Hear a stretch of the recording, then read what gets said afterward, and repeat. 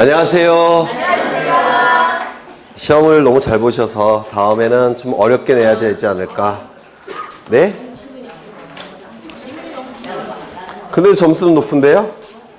다음은 서로 문제를 다 박스로 내야 되지 않을까? 한번 내보라고요? 네. 1번부터 보겠습니다. 1번. 공간, 거의 다 여기 있는 지문들은 기출지문이에요. 기출지문을 이제 배열을 따로 한 겁니다. 그래서 여기 나와 있는 지문은 다 좀 기억해 두셔야 될 거예요. 1번. 공간정보의 구축 및 관리에 관한 법률의 용어 정의로 틀린 것은 용어에 관한 내용은 한 문제 정도가 출제가 될 겁니다. 1번. 축척 변경은 지적도에 등록된 경계점의 정밀도를 높이기 위하여 작은 축척을 큰 축척으로 변경하여 등록하는 것을 말한다. 정말 여러 번 더 들었던 거죠. 지적도에서만 나타나고, 축척 변경은 지적도에서만 나타나고 소축척을 대축척으로 바꾸는 것을 축척 변경이라고 얘기했죠.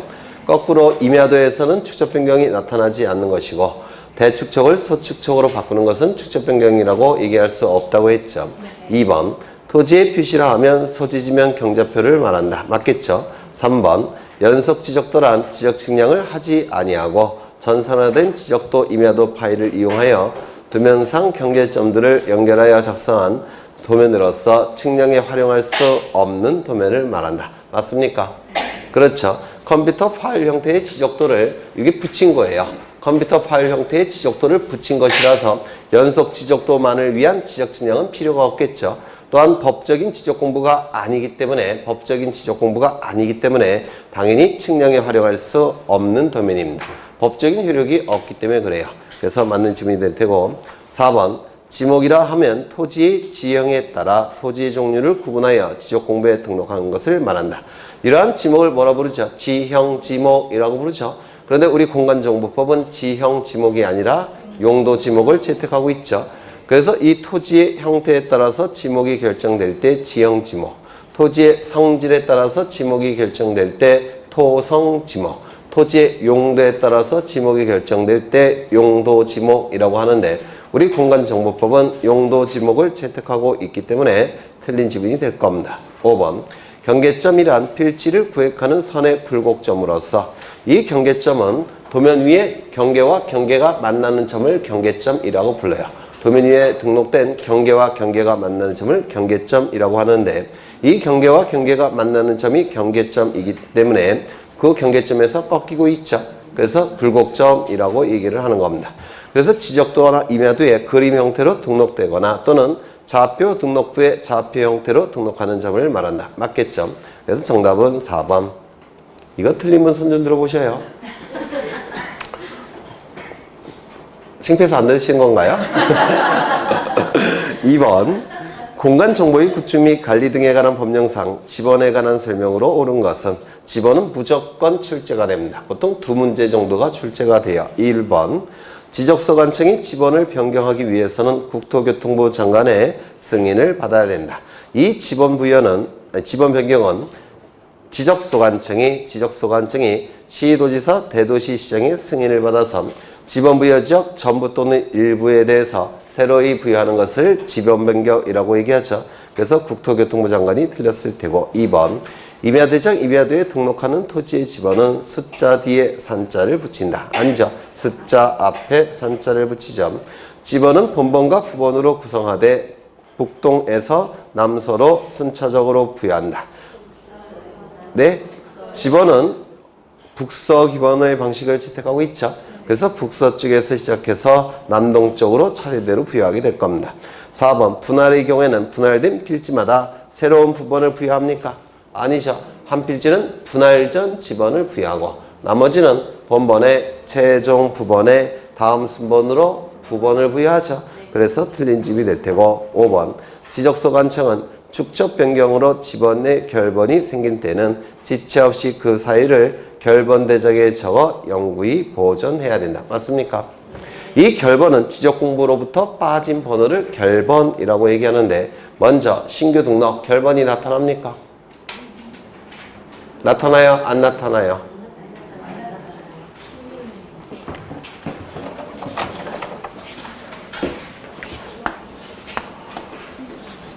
신규 등록과 등록 전환은 같은 방식으로 지번을 부여하는 거죠. 맞죠? 네. 신규 등록은 맨 처음에 지적분부에 등록하는 거니까 결번이 당연히 안 나타나겠죠. 그렇죠. 그러면 등록 전환은 결번이 나타납니까? 안 나타납니까? 등록 전환은 네? 나타나요? 안 나타나요? 신규 등록은 당연히 결번이 나타날 수가 없어요. 하지만 등록 전환은 얘기가 달라집니다. 요 토지를 등록 전환할 때 지번은 얼마가 부여되죠? 3-1 그러면 깜빵에 간다니까요. 3의 1. 그렇죠. 그러면 요 토지는 종전에는 임야대장, 임야도에 등록된 토지였다가 이제 토지대장 지적도로 바뀌고 있죠. 맞아요. 그렇다면 요 3의 1번으로 새롭게 지번을 부여하죠. 그러면 종전에 임야대장, 임야도에 등록된 지번은 어떻게 되는 겁니까? 빠져나가겠죠. 맞아요. 따라서 결번 나타납니까? 안 나타납니까? 나타나게 됩니다. 그래서 이 등록 전환은 결번이 나타날 수밖에 없어요. 그 다음에 분할의 경우에는 결번이 나타납니까? 안 나타납니까? 나타나지 않죠. 왜냐면 분할은 한 필지가 두 필지 이상으로 등록이 되는 거니까 이 번호가 필요하지 빠져나가지는 않죠. 그래서 분할은 결번이 나타나지 않을 겁니다. 그 다음에 합병은요. 합병은 대표적인 결번이 나타나는 경우죠. 그 다음에 지적 확정 측량 시시 지역의 지번 부여 방법은 도시개발 사업 시행 지역, 축적 변경 지역, 그 다음에 지번 변경 지역, 행정구역 개편 지역에서 지적 확정 측량 시시 지역의 지번 부여 방법을 쓰죠. 맞아요. 그러면 그때는 결번이 나타납니까? 안 나타납니까? 나타나겠죠. 새로운 본번을 부여하는 거니까 결번이 나타날 수밖에 없죠. 그렇죠. 그 다음에 몇 번 하다가 2번에 5번 하다가 그렇죠. 그러면 지적소관청은 축적 변경으로 지번에 결번이 생길 때는 지체 없이 그 사유를 결번 대장에 적어 영구히 보존해야 된다. 축적 변경은 결번이 나타나게 됩니다. 그 다음에 결번 대장이라는 거 꼭 암기하셔야 된다고 했죠. 지번 대장이라고 자꾸 출제합니다. 지번 대장이라는 건 없어요. 결번 대장에 적어 영구 보존하게 될 겁니다. 그 다음에 3번에 다음은 지번에 관한 설명이다. 옳지 않은 것은 지번이란 필지에 부여하여 지적공부에 등록한 번호를 말하는데 이는 별개의 토지로 획정된 필지를 다른 토지와 구별하여 특정할 수 있도록 개개의 필지마다 부여하는 숫자이다. 맞겠죠? 100번지와 101번지는 구분되겠죠? 그래서 토지를 다른 토지와 구별하기 위해서 번호를 부여한 거예요. 그래서 지번 맞는 짐이 될 테고 2번 단식 지번은 본번만으로 구성된 지번을 말하며 맞습니까? 맞죠? 복식 지번은 본번에 부번을 붙여 만들어진 지번을 말한다. 맞죠? 맞죠? 네. 3번 지역 단위법은 지번 부여 지역이 넓지 않을 경우 도면의 매수가 많지 않은 경우에 적합한 부여 방법이다.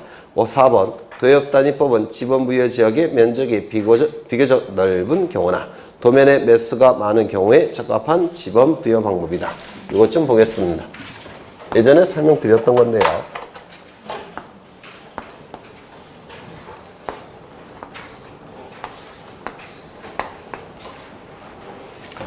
이쪽은 상도동이라는 지번부여 지역입니다. 이쪽은 노량진동이라는 지번부여 지역이에요.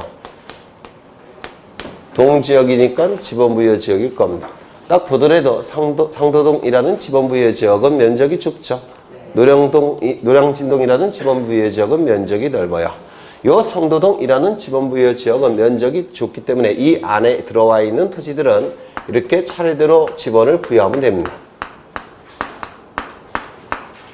근데 이 노량진동이라는 지번부여 지역은 면적이 넓기 때문에 이런 식으로 지번에 1, 2, 3, 4, 5, 6, 7, 8 이런 식으로 부여를 하게 되면 관리가 힘들어지고 공시기능이 떨어져요. 일단 관리가 힘들어집니다.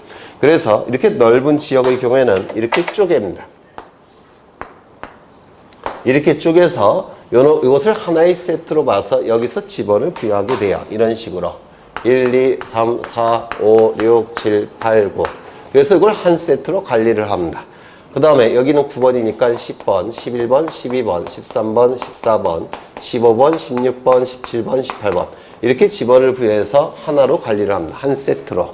그 다음에 이것도 한 세트로 봐서 15, 16, 17이겠죠. 그 다음에 19, 20, 21, 22, 23, 24, 25, 26, 27. 그래서 이걸 한 세트로 관리합니다. 지적수관청은.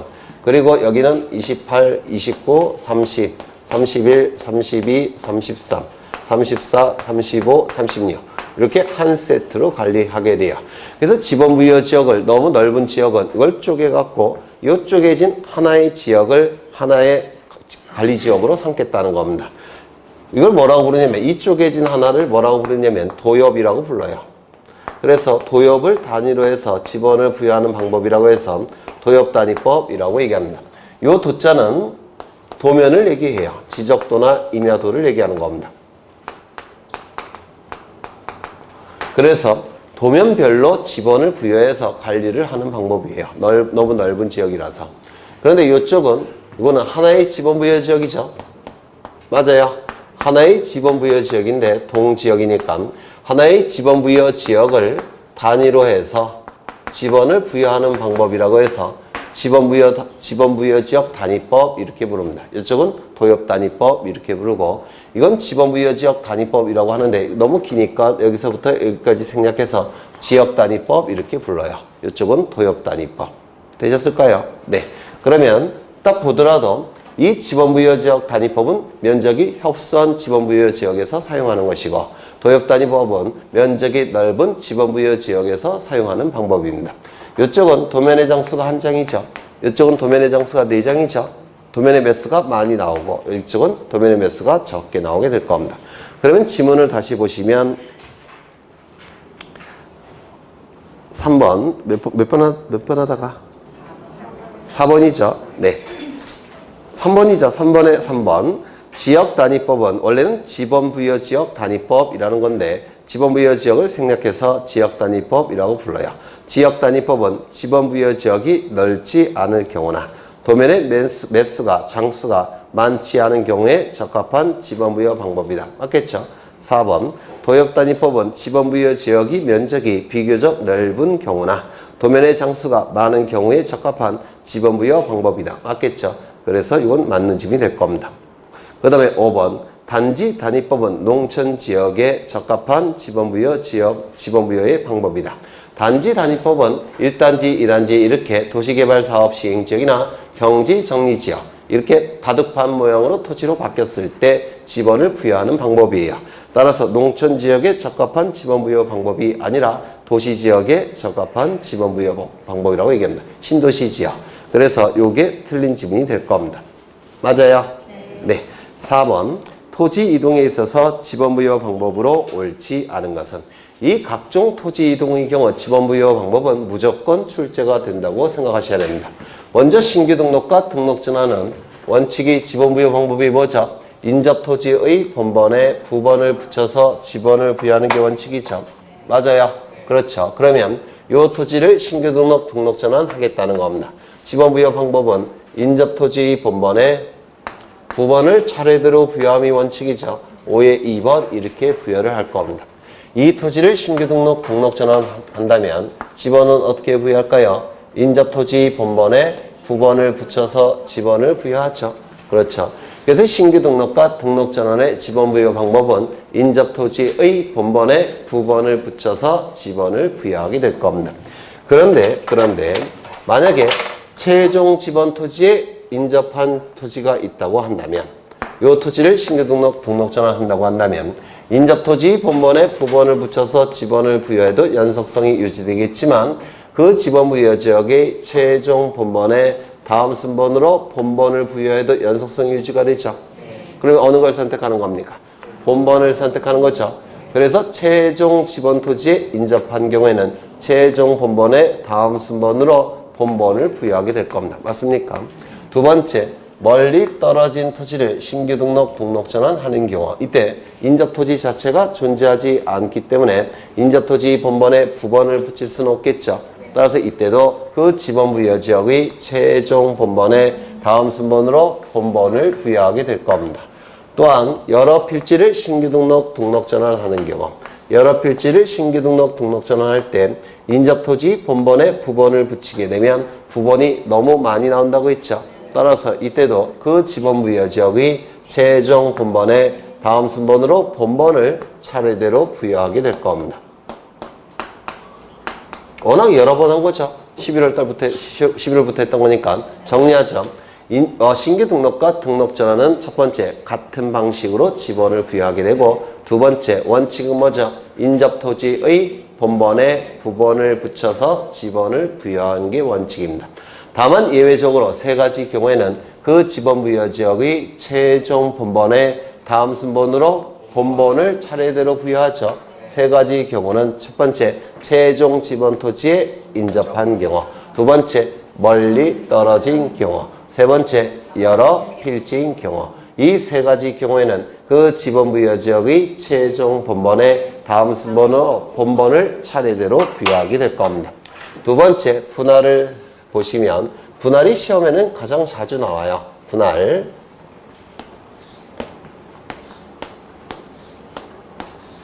여기는 100번지, 여기는 100의 1번지, 여기는 100의 2번지, 여기는 100의 3번지, 여기는 101번지. 이때 이 토지를 세 필지로 분할을 하겠다는 겁니다. 한 필지는 분할 전 지번을 부여하고, 나머지는 어떻게 부여하죠? 본번에 최종 부번에 다음 순번으로 부번을 차례대로 부여하죠. 맞아요. 한 필지는 분할 전 지번을 부여하고, 나머지는 본번에 최종 부번에 다음 순번으로 부번을 차례대로 부여합니다. 이 토지를 분할을 하겠다는 겁니다. 한 필지는 분할 전 지번을 부여하고, 나머지는 본번에 최종 부번에 다음 순번으로 부번을 차례대로 부여합니다. 국서 기본의 방식을 채택하고 있으니까 위에서부터 아래로 부여하는 거예요. 그렇죠. 이 토지를 신규 분할을 하겠다는 겁니다. 세 필지로. 이때는 왼쪽에서 시작해서 오른쪽으로 가는 겁니다. 국서 기본의 방식은 한 필지는 분할 전 지번을 부여하고, 나머지는 본번에 최종 부번에 다음 순번으로 부번을 차례대로 부여합니다. 그럼 여기가 100의 8번이 될 겁니다. 이 토지를 분할을 하겠다는 겁니다. 한 필지는 분할 전 지번을 부여하고, 나머지는 본번에 최종 부번에 다음 순번으로 부번을 부여하게 됩니다. 이렇게 부여하게 될 겁니다. 그런데 만약에 건축물이 있는 경우가 있다고 한다면 건축물이 있는 토지에 분할 전 지번을 부여하죠. 맞아요. 그러면 건축물이 있는 토지에 분할 전 지번을 부여하고, 나머지는 본번에 최종 부번에 다음 순번으로 부번을 차례대로 부여하게 될 겁니다. 여기에 건축물이 있다고 한다면 건축물이 있는 토지에 분할 전 지번을 부여하고, 나머지는 본번에 3이 짓죠. 본번에 최종 부번에 다음 순번으로 부번을 부여하게 됩니다. 여기에 건축물이 있다고 한다면 건축물이 있는 토지에 분할 전 지번을 부여하고, 여기는 본번에 최종 부번에 다음 순번으로 부번을 부여하게 될 겁니다. 여기에 건축물이 있다면 건축물이 있는 토지에 분할 전 지번을 부여하고, 나머지는 본번에 최종 부번에 다음 순번으로 부번을 부여하게 될 겁니다. 이제는 뭐 다 아시겠죠? 네, 워낙 여러 번 한 거니까 양심이 있다면 두 필지 이상의 토지를 한 필지로 합쳐서 지적공부에 등록하는 것을 합병이라고 부르죠. 여기는 100번, 그 다음에 101번, 102번, 103번. 그러면 합병의 지번을 부여하는 방법은 가장 선순위 지번을 합병의 지번으로 부여하는 거죠. 100번으로 부여하게 될 겁니다. 여기 네 필지의 토지가 있는데 여기는 100의 9번, 여기는 101의 6번, 102의 8번, 103의 5번. 네 필지 토지를 한 필지로 합쳐서 지적공부에 등록하게 될 텐데, 이때 가장 선순위를 판단하는 기준은 뭘 기준으로 판단합니까? 본번을 기준으로 판단하죠. 그래서 가장 선순위 지번은 100의 9번이 될 겁니다. 여기 네 필지 토지가 있을 텐데 네 필지 토지를 한 필지로 합쳐서 지적공부에 등록을 하겠다는 겁니다. 100의 9, 101의 6, 102번, 103번. 그러면 가장 선순위 지번은 몇 번으로 부여하는 겁니까? 이거겠죠. 이렇게 본번만으로 구성된 지번이 있을 때는 본번만으로 구성된 지번 중에서 가장 선순위 지번을 합병의 지번으로 부여하죠. 건축물이 있다고 한다면 합병의 경우에는 영향을 미칩니까? 미치지 않습니까? 미치지 않는다고 했죠. 따라서 여전히 100번, 102, 9번, 102번이 될 겁니다. 그런데 토지 소유자가 건축물이 있는 집원을 합병의 집원으로 부여해달라는 뭐가 있다면 신청이 있다면 이때는 영향을 미치겠죠. 따라서 이때는 101번, 여기는 101의 6번, 여기는 101의 6번 이렇게 부여하게 될 겁니다. 그래서 이 합병은 신청이 필요하다는 것이 바로 분할과의 차이점이라고 했죠. 그 다음에 이제 도시개발사업 시행지역의 지번부여 방법을 보겠습니다. 다 했던 거예요. 여기 토지들이 굉장히 많이 존재하고 있는데 이렇게 토지들이 등록되어 있습니다.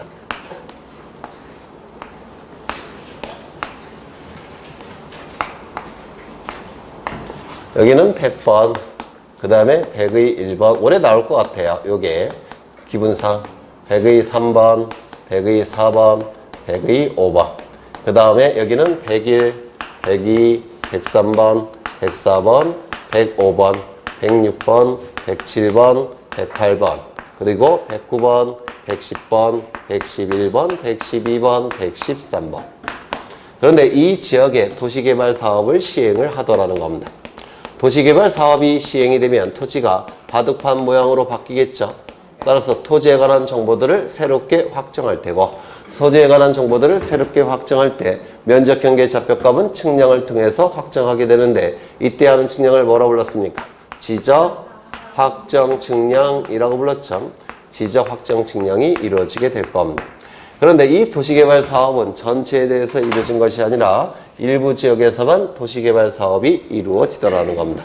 그러면 이쪽 지역만 토지가 바둑판 모양으로 바뀌겠죠. 그러면 이제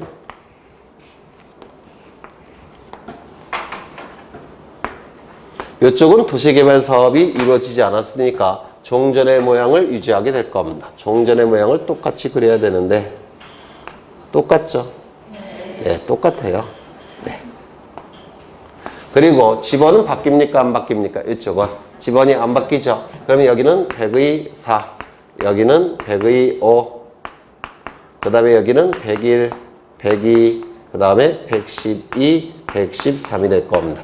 이쪽은 토지의 모양이 바둑판 모양으로 바뀌죠. 토지의 모양이 바둑판 모양으로 바뀔 겁니다. 그러면 이 도시개발 사업 시행 지역에서는 지적 확정 측량이 이루어지고, 지적 확정 측량이 이루어지는 지역에서는 지번을 어떻게 부여하느냐. 지적 확정 측량 시시지역의 지번 중에서 일부 지번을 선택해서 이쪽에 부여하는 거죠. 그러면 지적 확정 측량 시시지역의 지번은 뭐가 있습니까? 100번, 100의 1번, 100의 2번, 100의 3번, 100의 4번. 요 100의 4번도 요 부분은 도시개발 사업에 시행됐죠. 그래서 100의 4번도 포함이 될 겁니다. 그 다음에 102번, 103번, 104번, 105번, 106번, 107번, 그리고 108번, 109번, 110번, 111번, 112번. 이 도시개발 사업 시행 지역에서의 지번을 선택해서, 일부 선택해서 이쪽에 부여를 하게 됩니다. 이때 선택하는 첫 번째 기준은 뭐라고 했죠?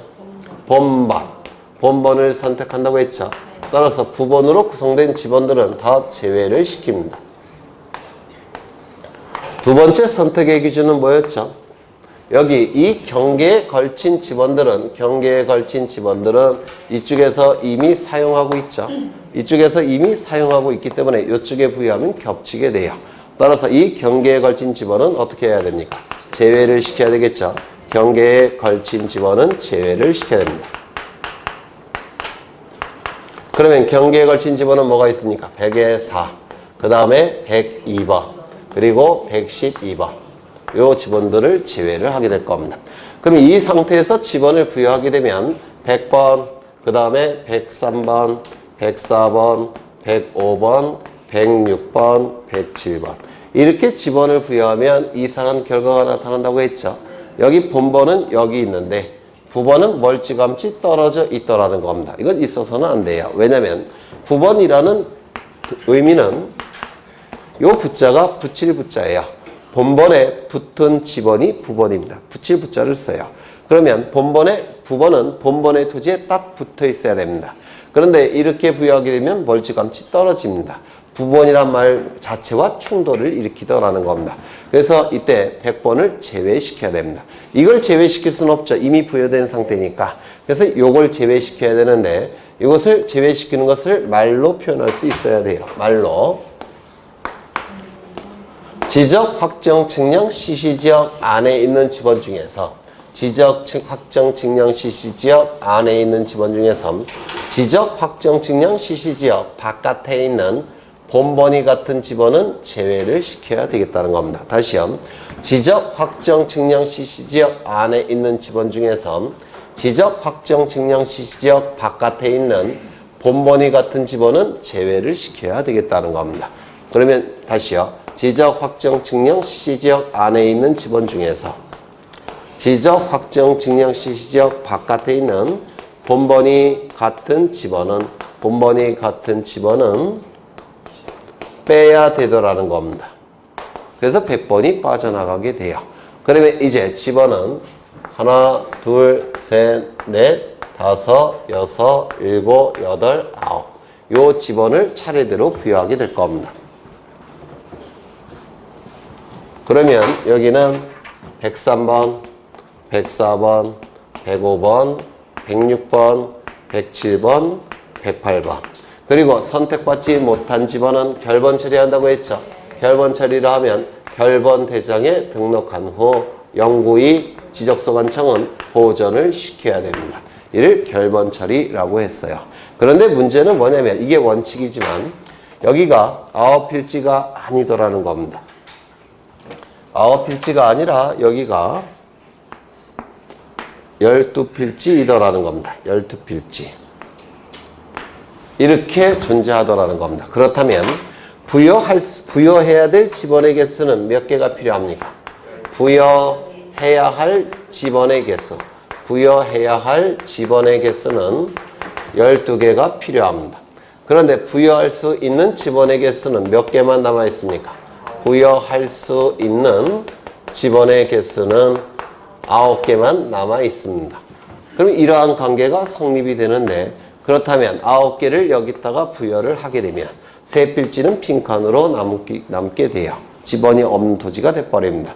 따라서 이때는 이 원칙을 사용할 수 없고 다른 방법 두 가지가 있다고 했죠. 그 두 가지의 첫 번째는 블럭을 정해서 1블럭, 2블럭, 3블럭 블럭을 정해서 본번을 부여한 후 103, 104, 105 그리고 블럭별로 필지별로 뭐를 부여하는 겁니까? 부번을 부여하는 거죠. 필지별로 부번을 부여하게 됩니다. 여기는 104에 1, 104에 2, 104에 3, 105에 1, 105에 2, 105에 3. 그래서 블럭별로 본번을 부여한 후 필지별로 부번을 부여하는 방법이 있고 또 하나의 방법은 뭐가 있죠? 그 지번 부여 지역의 최종 본번에 다음 순번으로 본번을 차례대로 부여하죠. 114, 115, 116, 117, 118, 119, 120, 121, 122, 123, 124, 125 그리고 이 집원은 전부 다 결번 처리를 하게 됩니다. 이를 뭐라고 불렀죠? 지적, 확정, 측량, 시행지역에서의 집원 부여 방법이라고 부르는데 이 지적, 확정, 측량, 시행지역에서의 집원 부여 방법은 도시개발사업 시행지역에서 규정을 두고 있고 그리고 축적 변경 시행지역, 지번 변경 지역, 행정구역 개편 지역에서는 이 규정을 준용하는 규정을 두고 있죠. 그래서 결국은 도축, 지행 뭐라고 했습니까? 확정이라고 공부했죠. 도시개발사업 시행지역, 축적 변경 지역, 지번 변경 지역, 행정구역 개편 지역에서는 지적, 확정, 측량 시행지역의 지번 부여 방법을 사용한다고 했는데 그러면 여기서 이러한 지번들은 다 뭐가 되는 겁니까? 결번이 되는 거죠. 맞아요. 그래서 도시개발사업 시행지역, 축적변경지역, 지번변경지역, 행정구역 개편지역에서는 결번이 나타납니까? 안 나타납니까? 나타난다. 이렇게 얘기를 할 겁니다. 그러면 이제 다시 문제를 보시면 4번의 1번 등록전환 대상 토지가 여러 필지로 되어 있는 경우에는 그 지번부여 지역의 최종 본번에 다음 순번부터 본번을 하여 차례대로 지번을 부여할 수 있다. 맞겠죠? 2번 지번부여지역의 일부가 행정구역 개편으로 다른 지번부여지역에 속하게 된 경우 지자확정 측량 CC지역의 지번부여 방법을 준용한다. 맞겠죠? 3번 축적변경 시행지역의 필지에 지번을 부여할 때는 그 지번부여지역에서 인접토지 본번에 부번을 붙여서 지번을 부여한다. 이는 축적변경이 아니라 뭐죠? 신규등록, 등록전환이죠. 인접토지 본번에 부번을 붙여서 지번을 부여하는 방법은 신규등록, 등록전환이죠. 축적변경 시행지역에서는 어떻게 지번을 부여한다고요? 지적, 확정, 측량, 시행지역의 지번부여 방법을 사용한다고 했죠. 4번 신규등록 대상 토지가 그 지번부여 지역의 최종 지번 토지에 인접하여 있는 경우에는 그 지번부여 지역의 최종 본번에 다음 순번부터 본번으로 하여 순차적으로 지번을 부여할 수 있다. 맞겠죠? 분할의 경우에는 분할 후의 필지 중 한 필지 지번은 분할 전 지번으로 하고 나머지 필지의 지번은 본번에 최종 부번에 다음 순번으로 부번을 부여함이 원칙이다. 맞겠죠? 5번 지목에 관한 설명 중 옳지 않은 것은 1번 도로의 부속물은 도로와 일체가 되어 이게 키워드예요. 도로와 일체가 되어 그 도로의 효용을 다하게 하는 시설물로서 이정표, 도로 경계표, 도로 표지, 가로수, 가로등과 도로에 연속해서 접하는 자동차 주차장, 도로선용 자재 적지장 등의 토지는 도로 안에 포함이 되는 것으로 봅니다. 도로 안에 포함이 왜요? 도로와 일체가 됐다 이런 표현이 있죠. 그럼 지목은 뭐가 돼요? 도로가 될 수밖에 없겠죠. 2번 제방 위에 도로를 설치한 경우에는 지목은 도로가 됩니까? 뭐죠? 제방이죠. 이걸 뭐라 불렀죠? 등록 선후의 원칙이라고 불렀죠. 기억나셔요? 지적구에 등록된 선과 후를 따져봐서 먼저 등록한 바에 따라서 지목이 결정된다는 원칙, 등록 선후의 원칙이라고 했습니다. 3번 국토의 계획 및 이용에 관한 법률에 의한 공원, 공원은 공원이다. 어린이 공원, 도시 자연공원, 근린공원, 체육공원, 이는 공원이다. 이건 공통점이 뭐냐면 일반 공중에 복원, 휴양, 정서 생활을 목적으로 설치가 된 것들이에요. 사람의 복원, 휴양, 정서 생활을 위해서 설치한 것들이라서 이건 전부 다 공원이 됩니다. 그렇다면 묘지공원은 사람의 복원, 휴양, 정서 생활을 목적으로 설치된 겁니까? 아니죠. 이 묘지공원은 사람의 복원, 휴양, 정서 생활이 주목적이 아니라 사체의 제사, 숭상, 숭모 이게 주목적이에요. 즉 여기에 포인트가 있는 겁니다. 공원에 포인트가 있는 게 아니라 따라서 이는 지목이 뭡니까? 묘지가 된다고 했죠. 그 다음에 자연공원법에 의해서 설치된 공원들이 있는데 국립공원, 설악산 국립공원, 도립공원, 남한산 도립공원 또는 각종 군에서 설치한 군립공원 이거는 사람의 복원, 휴양, 정서 생활이 주목적일까요? 아닐까요? 아니라고 했죠. 이러한 공원의 주목적은 자연 자체의 보존이 주목적입니다. 자연 자체의 보존이 주목적이기 때문에 이는 지목이 공원이 아니라 뭐라고 했습니까? 임야가 된다라고 했습니다. 자연 자체의 보존이 주목적이기 때문에 그럴 겁니다. 그 다음에 승마장, 경륜장의 지목은 체육용지이나 맞아요? 맞죠? 승마나 경륜은 자전거죠. 이건 올림픽 정식 종목이에요. 따라서 이건 체육용지 맞습니다. 경마장의 지목은 유원지이다. 뚝섬 경마장. 지금은 뚝섬 유원지로 부르죠. 그래서 경마장은 종합적인 시설을 갖춘 부지로 보기 때문에 이는 유원지가 될 겁니다. 5번 조수, 자연유수, 모래, 바람 등을 막기 위하여 설치된 방조제, 방수제, 방사제, 방파제 등의 부지는 제방으로 한다. 맞죠? 방조제는 뭐예요? 조수를 방어하기 위해서 만든 것. 그렇죠. 방은 방어, 조는 조수, 제는 만들제입니다. 만들었다라는 뜻이에요. 방수제는 뭐죠? 물을 방어하기 위해서 만든 것. 방사제는요? 모래사자예요. 모래를 방어하기 위해서 만든 것. 방파제는요? 파도를 방어하기 위해서 만든 것. 그러면 방염제는 뭘까요?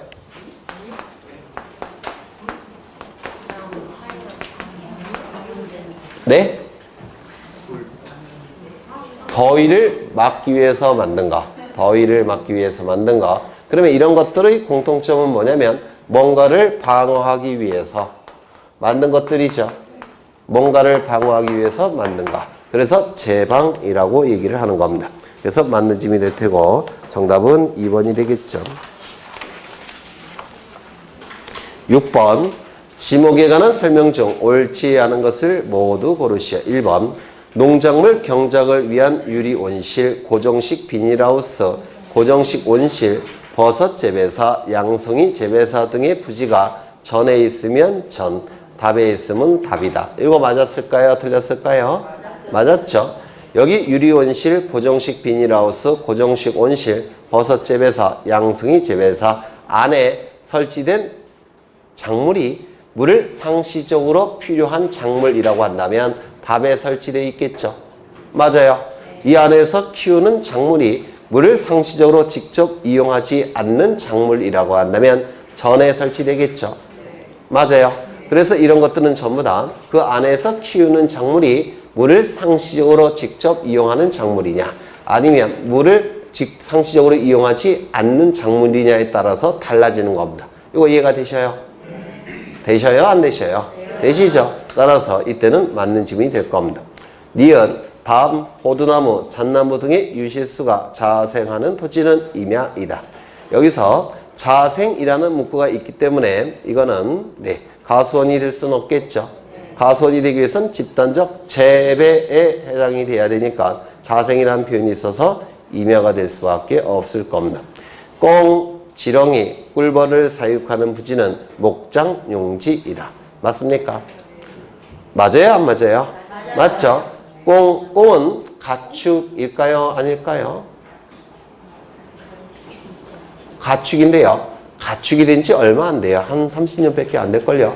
옛날에는 가축이 아니라고 봤습니다. 그 이유는요. 성격이 더러워서 사람이 사육하기가 힘든 이게 짐승입니다. 여기. 그래서 가축이 된 지 얼마 안 돼요. 요 꽁은. 그 다음에 뭐가 있나 또? 지렁이. 나중에 합격하신 다음에 한번 키워보죠. 네. 지렁이 가축이에요. 꿀벌 가축입니다. 그래서 목장용지 맞을 겁니다. 그 다음에 조수가 드나드는 갯벌인 간석지는 임야이다. 간석지는 임야가 아니죠. 네. 여기 바닷가인데 여기는 밀물대입니다. 밀물을 뭐라고 부르냐면 최대만조위라고도 불러요. 그리고 여기는 썰물대예요. 그러면 바다와 토지의 경계는 어디죠?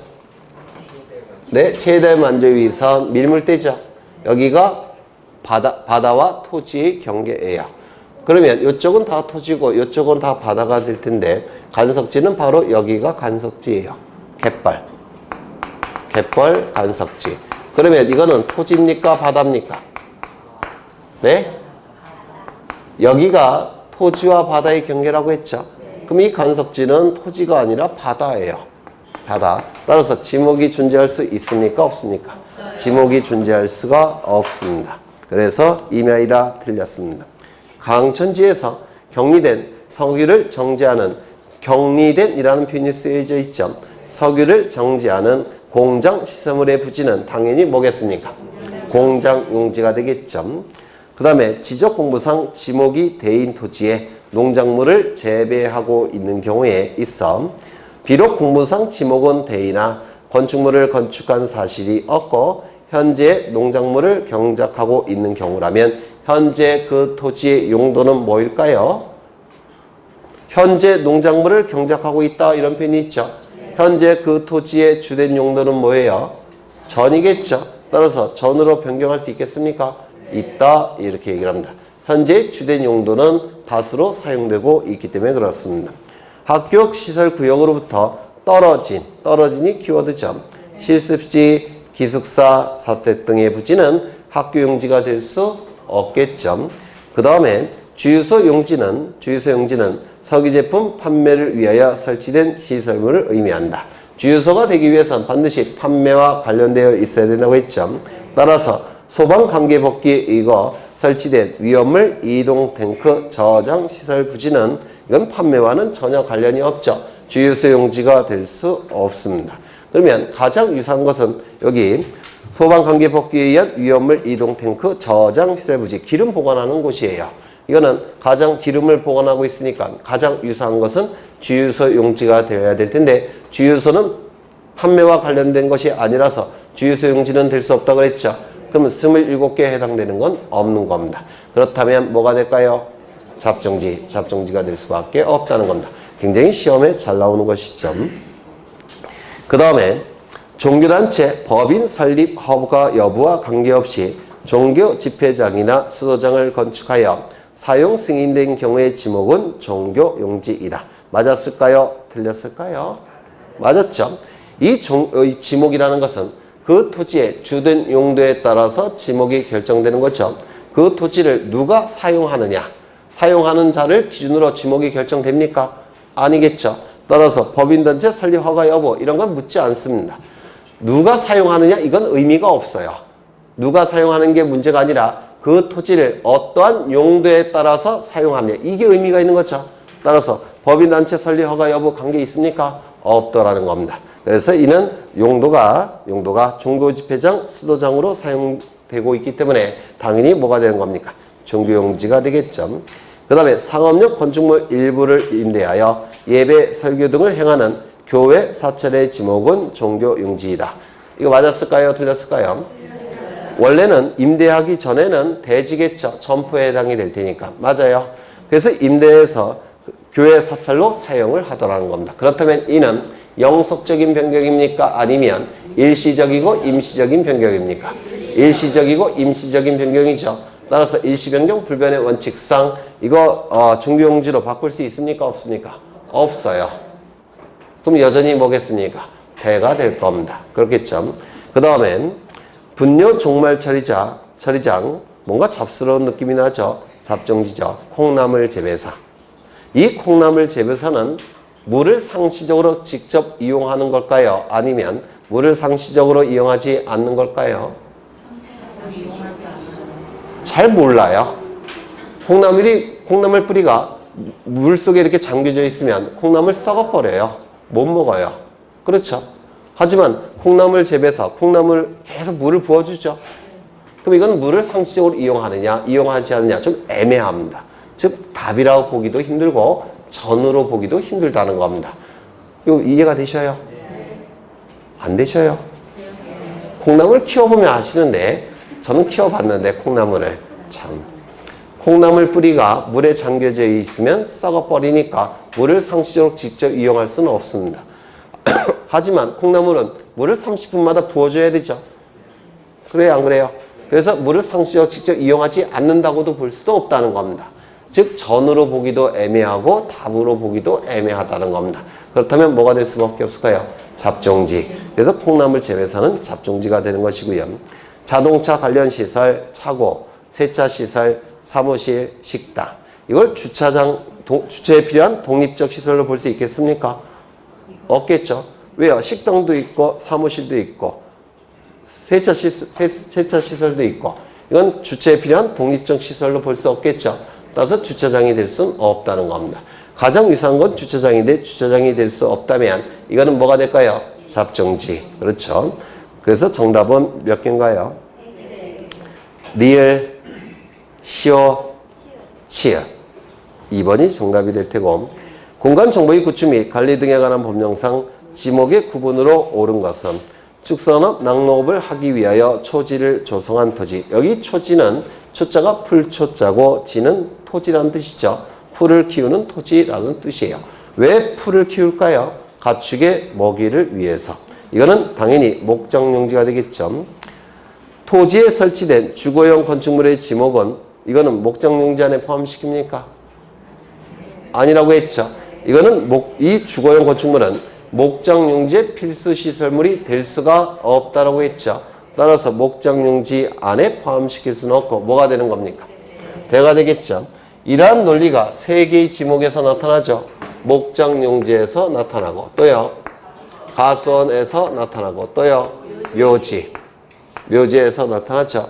그래서 목장용지 내 주거용 건축물의 부지, 가수원 내 주거용 건축물의 부지, 묘지 내 관리를 위한 건축물의 부지 이러한 건축물들은 목장 또는 가수원 또는 묘지의 필수 시설물이 될 수가 없기 때문에 주지목 추정의 원칙이 적용돼서 안 되고 별도의 지목 대가 된다고 했죠. 그래서 이 지문은 틀렸습니다. 2번 물건 등을 보관하거나 저장하기 위하여 독립적으로 설치된 보관 시설물 부지 뭡니까?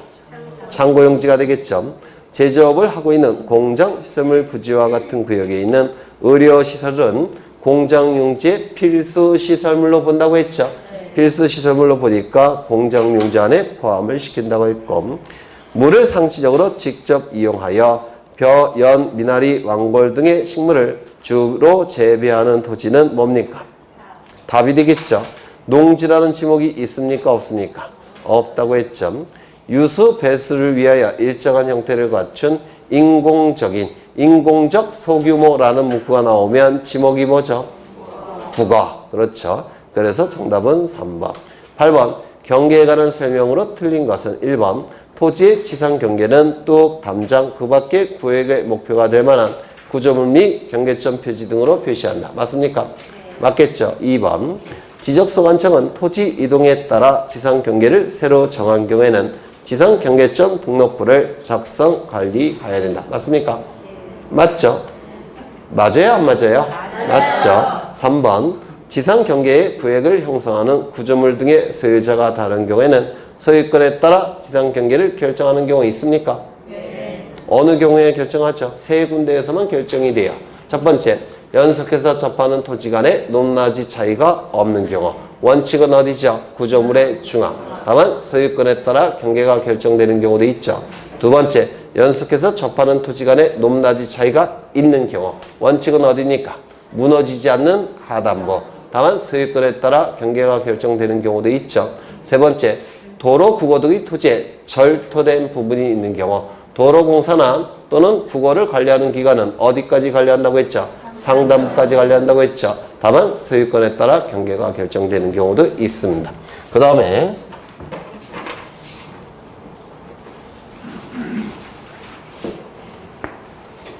여기는 최대 만조의 선이에요.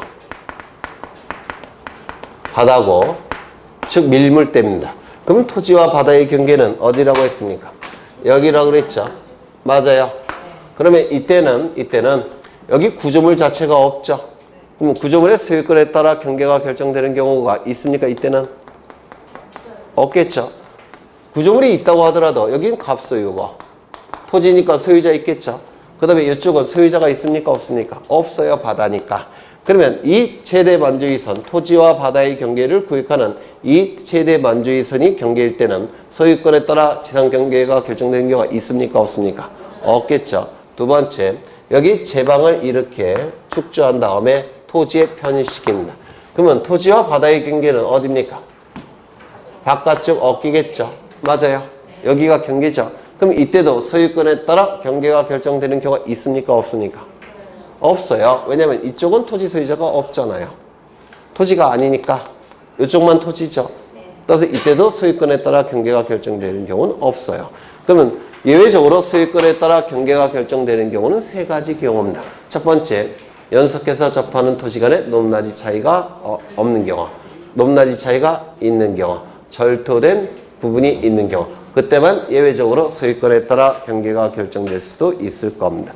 그 다음엔 4번 행정기관의 장, 지방자치단체의 장이 토지를 취득하기 위하여 분할하는 경우에는 지상경계점에 경계점 표지를 설치한 후 측량할 수 있습니까? 분할이란 단어가 나오면 분할을 하기 위해서는 정확하게 분할을 해야 되죠. 정확하게 분할을 하기 위해서는 측량에 들어가야 되고 측량을 하기 위해서는 지상경계점에 경계점 표지를 설치해야 되죠. 그래서 지상경계점에 경계점 표지를 설치해서 측량해서 정확하게 분할을 할 겁니다. 그래서 분할이라는 단어가 나오면 지상경계점에 경계점 표지를 설치한 후 지적 분양할 수 있다. 이런 문구가 나오는 겁니다. 5번 도시개발사업 등의 사업시행자가 사업지구의 경계를 결정하기 위하여 토지를 분할하는 경우에는 지상경계는 지상건축물을 걸리게 결정할 수 있습니까? 없습니까? 있죠. 원칙적으로 지상건축물을 걸리게끔 경계가 결정될 수는 없지만 예외적으로 네 가지 경우에는 지상경계점에 지상건축물을 걸리게끔 경계를 결정할 수도 있죠. 네 가지 경우 첫 번째 뭐가 있죠? 법원의 확정 판결, 두 번째 공공사업 세 번째, 도시개발사업 네 번째, 도시군 관리계획사. 그래서 5번이 틀렸을 테고 9번 공간정보의 구축 및 관리 등에 관한 법령상 지상경계의 위치 표시 및 결정 등에 관한 설명으로 틀린 것은 1번 토지의 지상경계는 뚝, 담장, 900개, 구역의 목표가 될 만한 구조물 및 경계점 표시 등으로 구분한다. 맞을 테고 토지가 해면 수면에 접하는 경우에는 평균 해수면이 되는 선을 지상경계 결정 기준으로 한다. 틀렸죠? 뭡니까? 최대 만조위선 또는 최대 만수위선. 3번 분할에 따른 지상경계는 지상건축물을 관리계 결정해서는 아니 된다. 다만 법원의 확정 판결이 있다면 그러하지 아니하다. 맞겠죠? 매매 등을 위하여 토지를 분할하는 경우에는 지상경계점에 경계점 표지를 설치한 후 측량할 수 있다. 분할이라는 단어가 나왔으니까 맞겠죠? 공유수면 매립지 토지 중 제방 등을 토지에 편입하여 등록할 경우에는 바깥쪽 어깨 부분을 지상경계 결정 기준으로 한다. 맞죠? 그러면 이 5번째 경우에는 토지 소유권의 소유자에 따라 지상경계가 결정되는 경우가 있습니까? 없습니까? 없다고 했죠. 10번 면적에 관한 설명 중 옳지 않은 것은 1번 면적이란 지적구매에 등록한 필지의 수평면상의 넓이를 말한다. 맞아요. 경사면적이 아니라 수평면상의 넓이죠. 2번 토지대장과 임야대장에 등록된 면적은 도상에서 측정한 면적이 대부분이나 좌표 등록부가 비슷한 지역에서의 면적은 좌표로서 계산하여 등록한다. 맞아요? 맞아요? 안 맞아요? 맞죠? 그러면 도상에서 면적을 측정할 때 측정하는 기구는 뭐죠? 전자면적 측정기. 맞아요? 맞아요? 그러면 전자면적 측정기를 통해서 도면 위에서 면적을 측정할 텐데 그러면 전자면적 측정기를 통해서 도면 위에서 측정하기 위해선 도면이 작성돼야 되죠. 그러면 이 도면을 작성하는 측량이 뭡니까? 평판 측량이나 전자평판 측량을 통해서 도면을 작성하죠. 맞아요. 그래서 평판 측량이나 전자평판 측량을 통해서 도면이 작성이 되면 그 도면 위에서 전자면적 측정기를 사용해서 면적을 측정하게 됩니다. 두 번째, 좌표면적 계산법을 사용하는 경우는 좌표값이 있어야지만 좌표면적 계산법을 사용할 수 있죠. 그러면 이 좌표값을 수집하는 측량의 이름은 뭐죠? 경위 측량. 그렇죠. 경위 측량을 통해서 좌표값이 수집이 되면 수집된 좌표값을 가지고 좌표면적 계산법을 통해서 면적을 측정해낼 수 있죠. 그러면 전자면적 측정기와 관련된 측량의 방법은 뭐죠? 평판 측량 또는 전자평판 측량. 좌표면적 계산법과 관련된 측량은 뭐죠? 경위 측량. 그렇죠. 그 다음에 3번 토지 경계의 위치 정정 측량의 경우, 토지 합병의 경우, 지목 변경의 경우, 도면을 재작성하는 경우 등은 면적 측정을 필요로 하지 않는다. 맞았을까요? 틀렸을까요? 맞았겠죠? 이것 좀 보겠습니다.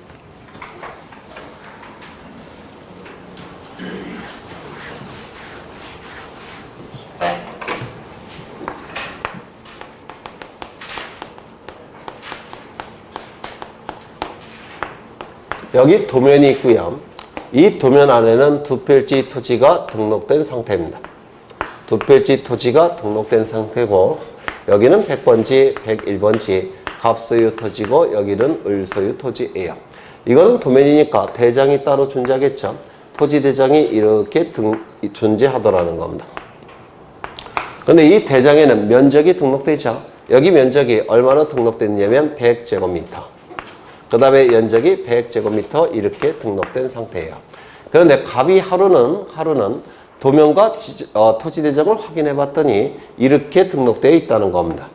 그런데 갑이 알고 있기로는 이게 제대로 된 경계가 아니라 제대로 된 경계는 이거이더라는 겁니다. 이게 제대로 된 경계라고 갑은 생각했던 거예요. 그러면 이 갑은 지적소관청에게 토지 이동 신청할 수 있겠죠. 맞아요. 옮겨달라고. 그래서 측량을 통해서 확인해 봤더니 이게 제대로 된 경계이다라는 겁니다. 그러면 이거 바뀌어야 되겠죠. 이때 이 경계가 그려져야 되니까, 경계가 정정돼야 되니까 측량이 필요할까요? 필요 없을까요? 필요하죠. 도면 위에 경계를 그릴 때는 무조건 측량을 통해서 그려야 됩니다. 그 다음에 이 경계를 정정해서 이쪽으로 옮겼다고 한다면 이거 면적도 달라져야 되겠죠. 따라서 면적 새롭게 측정할까요? 안 할까요? 다시 해야 되겠죠. 그러면 이제 면적을 측정해 봤더니 여기는 130제곱미터, 여기는 70제곱미터 이렇게 바뀌게 될 겁니다. 그러면 경계가 정정이 될 때는 측량도 필요하고 면적 측정도 필요하겠죠. 맞아요. 그렇죠. 두 번째, 경계의 위치 정정.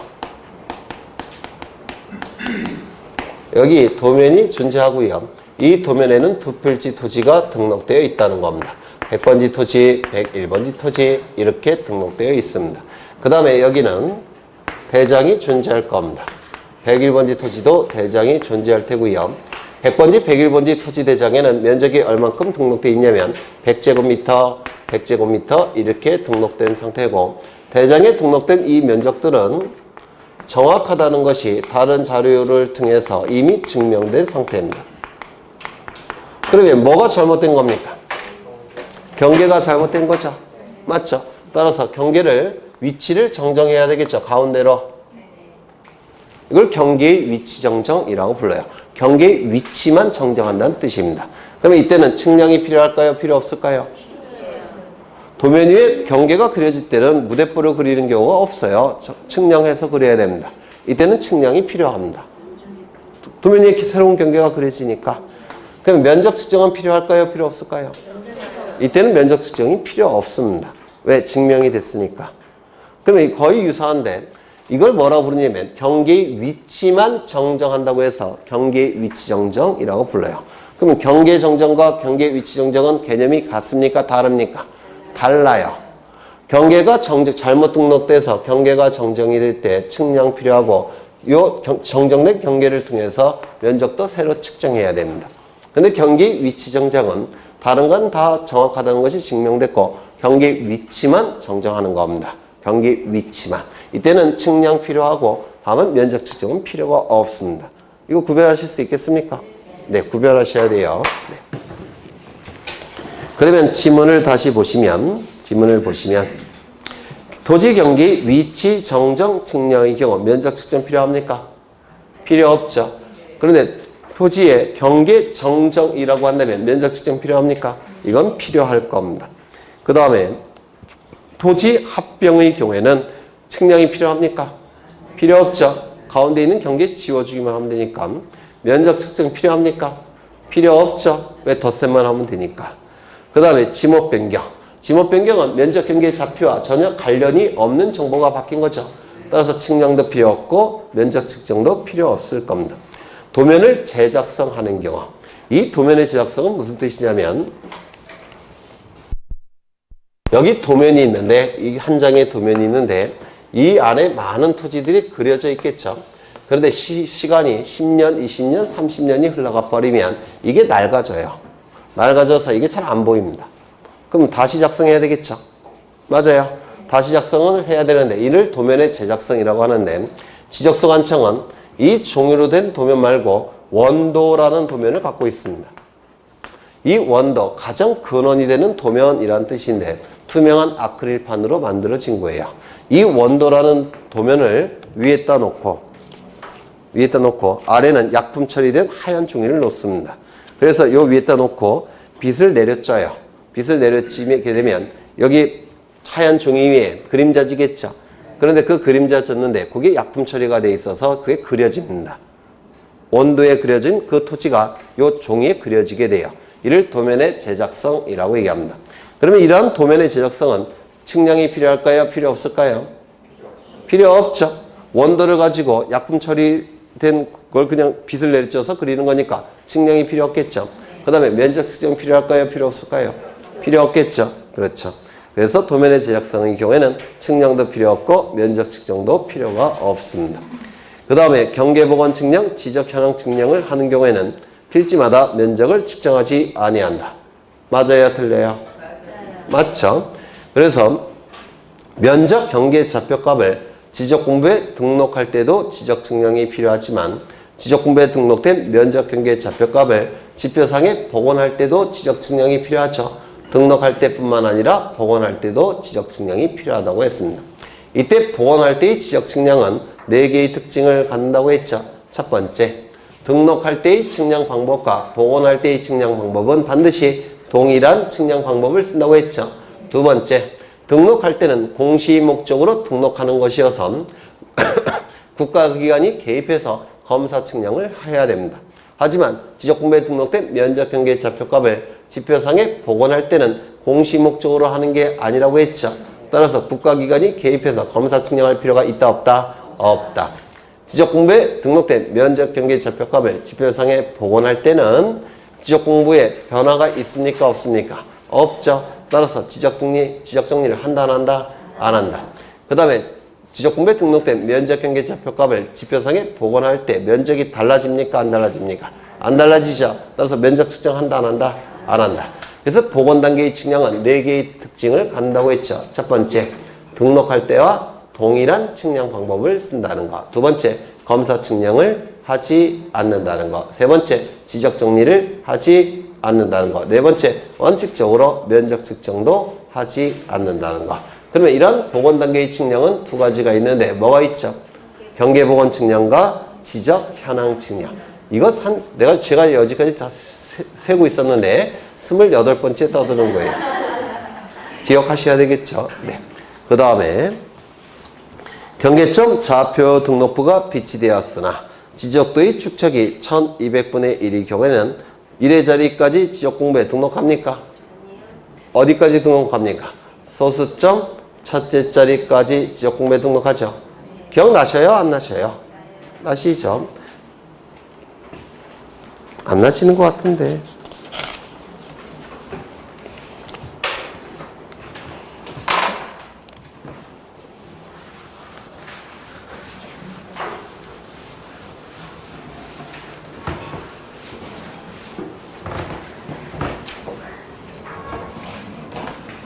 표정을 보니까 안 나는 것 같아요.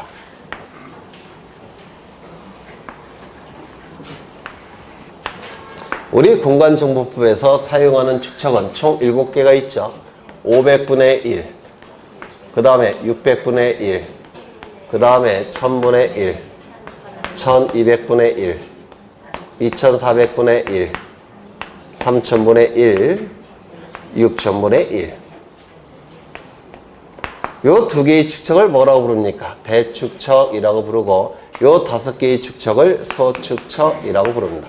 그러면 대축척이 도면에서 면적을 측정하는 것과 소축척이 도면에서 면적을 측정하는 방법은 어느 것이 좀 더 정밀하다고 했죠?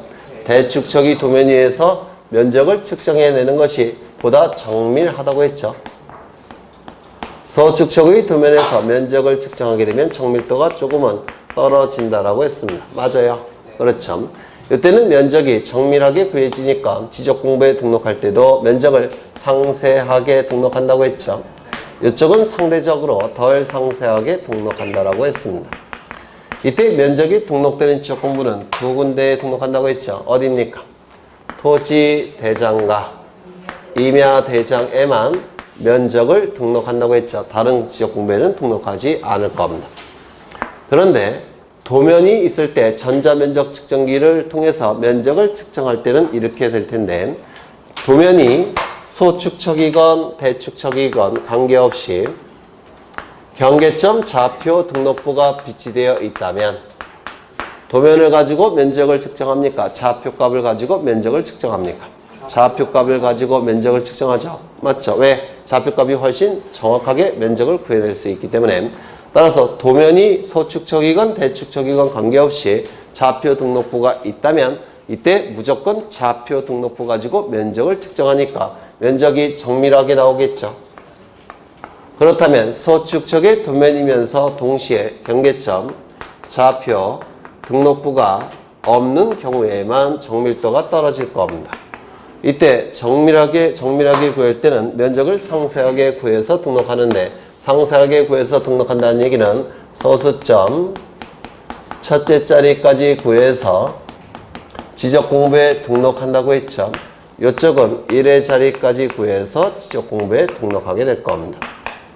그러면 등록되는 면적은 이쪽은 소수로 등록하는 거죠.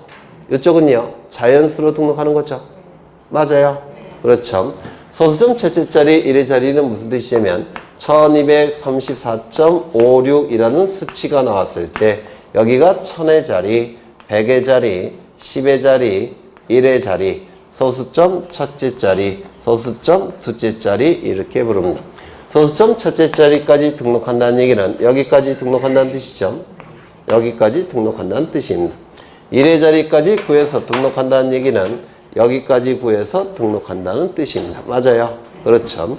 그러면 소수점 첫째 자리까지 구해서 등록할 때 여기까지 등록하는 거니까 이 6을 어떻게든지 처리해야 되겠죠. 이를 뭐라고 불렀습니까? 끝수 처리. 그렇죠. 만약에 여기까지 구해서 등록한다면 이 5, 6을 어떻게든지 처리해야 되죠. 이를 뭐라고 불렀습니까? 끝수 처리한다 이렇게 얘기했죠. 그러면 이때 수치가 이렇게 나온다고 할 때 소수점 첫째 자리는 여기가 될 테니까 여기까지 구해서 등록하게 될 겁니다. 이때 이 자리를 뭐라고 부른다고 했습니까? 구하고자 하는 끝자리수 이렇게 불렀죠. 여기까지 구해서 등록하니까 이 끝에 있는 수들을 어떻게 하는 겁니까? 잘못했네. 여기가 아니죠. 네. 뒤에죠. 여기가 되겠죠. 여기가 수점이니까. 그러면 여기까지 구해서 등록하는 거니까 이게 뭡니까? 구하고자 하는 끝자리수 이렇게 부르겠죠. 그리고 이걸 뭐라 부릅니까? 끝수라고 불렀죠. 이 끝수를 어떻게든지 처리를 해야 된다고 했습니다. 여기도 마찬가지겠죠. 수치들이 이렇게 나올 때 1의 자리까지 구해서 등록하는 거니까 여기까지 구해서 등록하는 거니까 이거를 뭐라 불렀습니까? 구하고자 하는 끝자리수 이렇게 불렀죠. 그럼 이 끝에 있는 수, 이걸 끝수라고 부르는데 이 끝에 있는 수를 어떻게든지 처리를 한다라고 했습니다. 이 끝수를 처리하는 방법은 뭐였죠? 5, 4, 5, 2의 방법을 통해서 처리한다고 했죠. 기억나셔요? 이 사자는 버릴 사자. 이거는 앞자리로 편입한다는 뜻이니까 올린다는 뜻이에요. 5일 때 버리는 경우도 있고 5일 때 올리는 경우도 있는데 이를 5, 4, 5입이라고 부릅니다. 그러면 버리고 올리는 기준이 뭐가 되는 겁니까? 5가 되는 거죠. 끝수 처리의 기준은 뭐라고요? 5. 5보다 큰 수가 나오면 무조건 올려주고 5보다 작은 수가 나오면 무조건 버리고 그리고 구하고자 여기 끝수가 5일 때는 구하고자 하는 끝자리 숫자가 홀수가 나온다면 5를 어떻게 합니까? 올려주고 0이나 짝수가 나오면 이 5를 어떻게 합니까? 버린다고 했죠. 이를 5, 4, 5입이라고 불렀습니다. 그렇다면 123.38이 나왔다면 지적 공부에 얼마나 등록하죠? 여기가 구하고자 하는 끝자리 숫자죠. 끝수를 처리해야 되는데 처리의 기준은 5니까 5보다 큰 수가 나오니까 무조건 올리는 것이죠. 얼마나 등록합니까? 123.4로 등록할 테고 123.33이 나왔다는 겁니다. 여기가 구하고자 하는 끝자리 숫자고 끝수를 처리해야 되는데 처리의 기준은 뭐죠? 5. 5보다 작은 수가 나왔으니까 이건 어떻게 합니까? 버리겠죠. 따라서 얼마로 등록합니까? 123.3으로 등록하겠죠. 123.35가 나왔다는 겁니다. 구하고자 하는 끝자리 숫자는 여기고 끝수를 처리해야 되는데 처리의 기준은 5죠. 5일 때는 여기 구하고자 하는 끝자리 숫자 갖고 판단하죠. 이게 홀수가 나왔으니까 5를 어떻게 합니까? 올려주죠. 123.4로 등록할 겁니다. 123.45가 나왔다는 겁니다. 얼마로 등록할까요? 123.4로 등록할 겁니다. 그런데 이 끝수가 한 자리일 때는 5를 기준으로 하지만 만약에 두 자리라고 한다면 무엇을 기준으로 한다고 했죠? 5, 0. 5, 0보다 큰 수가 나오면 무조건 올리고 5, 0보다 작은 수가 나오면 무조건 버리고 5, 0일 때는 구하고자 하는 끝자리 숫자가 홀수일 때는 올려주고 0이나 짝수일 때는 버리는 거죠. 그렇다면 123.351이 나왔다는 겁니다. 여기가 구하고자 하는 끝자리 숫자고 끝수는 두 자리죠. 이건 5, 0을 기준으로 하니까 어떻게 하는 겁니까? 무조건 올려주겠죠. 얼마로 등록하죠? 123.4로 등록할 겁니다. 123.349가 나왔다는 겁니다. 여기가 구하고자 하는 끝자리 숫자고 끝수를 처리해야 되는데 처리의 기준은 뭐라고 했죠? 5, 0. 5, 0보다 작은 수가 나왔으니까 이거 어떻게 합니까? 무조건 버리겠죠. 123 3.3으로 등록할 겁니다. 이를 5, 4, 5입이라고 불렀죠. 여기도 마찬가지죠. 여기가 구하고자 하는 끝자리 여기가 구하고자 하는 끝자리 숫자고 끝을 처리해야 되는데 두 자리 숫자가 나오면 뭐가 기준입니까? 5, 0을 기준으로 한다고 했죠. 근데 5, 0보다 큰 수가 나오면 무조건 올리고 5, 0보다 작은 수가 나오면 무조건 버리고 5, 0일 때는 구하고자 하는 끝자리 숫자가 홀수라고 한다면 5, 0을 어떻게 한다고요? 올려주고 0이나 짝수라고 한다면 5, 0을 어떻게 합니까? 버리겠죠. 그렇다면 123.7이 나왔다면 지적 공부에 얼마로 등록합니까? 124. 123.2가 나왔다면 지적 공부에 얼마로 등록합니까? 123. 123.5가 나왔다면 지적 공부에 얼마로 등록합니까? 네? 124. 124.5가 나왔다면 얼마로 등록합니까? 124. 그러면 123.51이 나왔다면 얼마로 등록합니까? 124. 123.49가 나왔다면 얼마로 등록합니까? 123. 그렇죠. 이를 5452, 5452라고 얘기했습니다. 그런데 수치를 계산해 봤더니 0.001제곱미터가 나왔다는 겁니다. 소수점 첫째 자리까지는 구해야 되니까 여기가 소수점 첫째 자리죠. 그러면 0.0제곱미터로 등록할 수 있다 없다? 없다. 왜? 면적은 0이 될 수 없으니까. 따라서 이때는 가장 작은 숫자인 0.1제곱미터라도 등록해야 되겠죠. 이를 뭐라 불렀죠? 최소 면적. 여기도 마찬가지죠. 0.01제곱미터가 나왔다는 겁니다. 1의 자리까지 구해서 등록하니까 0으로 등록할 수 있습니까? 없습니까? 면적은 0이 될 수는 없어요. 그래서 가장 작은 숫자인 1이라도 등록을 해야 됩니다. 이를 뭐라 불렀죠? 최소 면적이라고 불렀습니다. 이제 지겹죠? 네, 좀 지겨우실 거예요.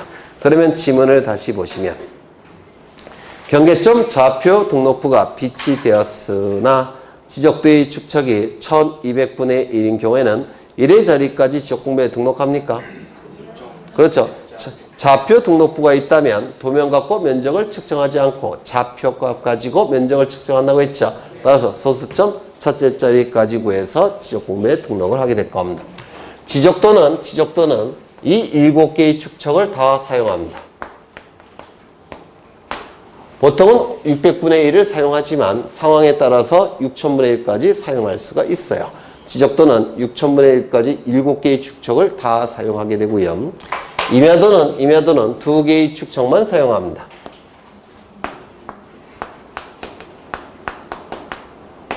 임야도는 2개의 축척만 사용할 수가 있어요. 지적도는 7개의 축척을 다 사용할 수 있지만 임야도는 2개의 축척만 사용이 가능합니다. 그러면 11번을 보시면 지적공부에 등록하는 면적에 관한 설명으로 틀린 것은 면적은 토지대장 경계점 좌표 등록부의 등록사항이다. 어디가 틀렸습니까? 좌표 등록부에는 면적이 등록되지 않죠. 2번 지적도의 축척이 600분의 1인 지역의 토지 면적은 제곱미터 이하 한 자리 단위로 한다. 맞습니까? 여기서 소수점 첫째 자리는 여기가 소수점이니까 여기까지가 이게 소수점 첫째 자리죠. 이 소수점 자리는 1제곱미터 이하 한 자리 같은 뜻이에요. 1제곱미터 이하 한 자리, 소수점 한 자리 다 같은 뜻입니다. 1제곱미터 이하 한 자리. 그런데 보통 요거를 생략해요. 그래서 제곱미터 이하 한 자리, 소수점 첫째 자리 같은 뜻입니다. 그러면 이 지문 맞습니까? 맞았겠죠? 그 다음에 2번 지적도의 축척이 1200분의 1인 지역이 한 필지 면적이 1제곱미터 미만일 때는 1제곱미터로 한다. 이게 최소 면적이죠. 4번 임야도의 축척이 6000분의 1인 지역이 한 필지 면적이 1제곱미터 미만일 때는 1제곱미터로 한다. 맞겠죠? 경계점 좌표 등록부에 등록하는 지역의 한 필지 면적이 0.1제곱미터 미만일 때는 0.1제곱미터로 한다. 맞겠죠? 최소 면적. 그 다음에 12번 경계점 좌표 등록부에 등록하는 지역에서 한 필지 면적 측정을 위해 계산한 값이 1029.551제곱미터인 경우 얼마나 등록하느냐. 좌표 등록부가 작성되었으니까 소수점 첫째 자리까지 구하겠죠. 그러면 끝수는 몇 자리입니까? 2자리죠. 5, 1. 5형보다 큰 수가 나왔으니까 무조건 어떻게 합니까? 올리겠죠. 정답은 4번이 되겠죠. 기출문제예요. 13번. 다음 중 지적 공부의 등록사항이 틀린 것은 여기까지 보고 쉬겠습니다. 네. 12번까지만 보고 쉬겠습니다.